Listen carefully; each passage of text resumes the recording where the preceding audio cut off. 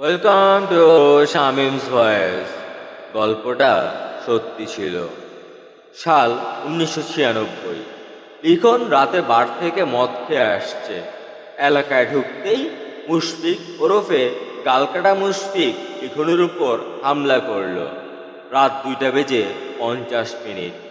লিখন গাড়ি থেকে নেমে বলল, মুশফিক, গ্যাঞ্জাম করিস না, মনে রাখিস গলায় পাড়া দিয়ে চাইপা ধইরা জিব্বা চিরা ফেলবো। অতীতের মার ভুলে গিয়েছিস নাকি? মুশফিক: লিখন, তুই এখন একা, এই সুযোগ যদি কাজে না লাগাই তাহলে তো গেম ঘুরে যাবে।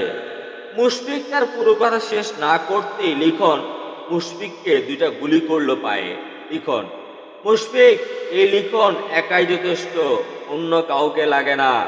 আজান চাই পাজা, তাহলে আজকে মহল্লায় রক্তের বন্যা হইব। পরবর্তী অংশ বলছি 10ম খণ্ডে ইনশাআল্লাহ।